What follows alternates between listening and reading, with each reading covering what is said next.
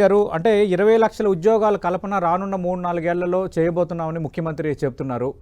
ప్రధానంగా మీరు సదస్సులో ఉన్నారు సార్. అంటే ఏ రంగాల్లో ఇప్పుడు కొత్త పెట్టుబడులు ఆంధ్రప్రదేశ్ రాబోతున్నాయి? ముఖ్యమంత్రి చెబుతున్నట్టుగా ఈ 20 లక్షల ఉద్యోగాల కల్పన సాధ్యమేనా ఉపాధి? నేనైతే అనుకుంటే 20 లక్షలు దాటేస్తుందండి. ఇంకా ఎక్కువ అంటే వచ్చే 4-5 సంవత్సరాల్లో.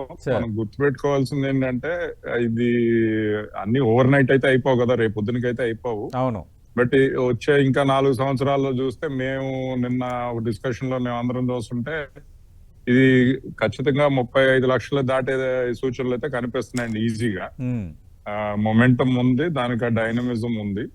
సో అదైతే అవుతుంది డెఫినెట్ గా కూడా. అండ్ నా ప్రకారం చాలా మటుకు these are all going to be high quality jobs అండి. ఇదేమి లో వేజ్ జాబ్స్ కాదు ఇవి.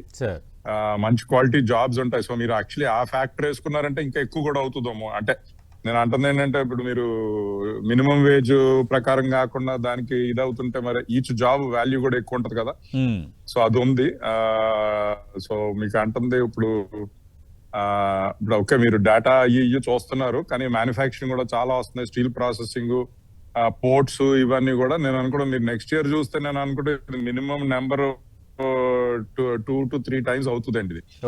ఎందుకంటే ఆ డైనమిజం ఇప్పుడే బిల్డప్ అవుతుంది, మొమెంటం బిల్డప్ అవుతుంది. అందరూ ఇప్పుడు పడతారు. ఇప్పుడు ఫుడ్ ప్రాసెసింగ్ అది కూడా మేము కొంచెం గట్టిగా ఆలోచిస్తున్నాం. So next year food processing లోనే దగ్గర ఒక 50,000 నుంచి 1,00,000 ఎట్లా తెప్పించాలా అని, అండ్ జాబ్స్ కూడా ఎట్లా క్రియేట్ చేయించాలని. సో దానికి ఎందుకంటే మంచి ఆపర్చునిటీ ఉంది ఎక్స్పోర్ట్ పరంగా కానీ.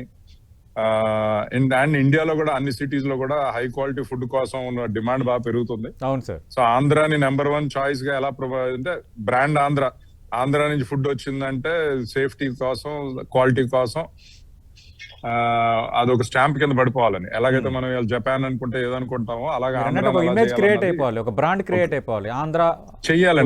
సో అదేది కూడా ఓవర్ నైట్ అవ్వదు కదండి. అది కనీసం ఒక 7-8 సంవత్సరాలన్నా పడుతుంది, అది అవుతాను. కానీ అది అయ్యిందంటే ఇంకా ఫార్మర్స్ కూడా అప్పుడు గవర్నమెంట్ మీద డిపెండ్ అవ్వకూడదు అన్నది ఇది మా ఉద్దేశం. ఏంటంటే వాళ్ళే సెల్ఫ్ రెస్పెక్ట్ తోటి గవర్నమెంట్ మీద డిపెండ్ అవ్వకుండా వనరులన్నీ కరెక్ట్ గా వాడి ప్రొడక్టివిటీ పెంచుకుంటాం ఎట్లా చేయాలా అని. అండ్ మమ్మల్ని అడిగారంటే పోల్ట్రీలో అలా మనం ఆంధ్రాను already we made it one of the best in the world. అవును సార్. సో మిగతా వర్గాల్లో కూడా ఎలా చేయాలన్నది. So I think that is the effort going on now అండి.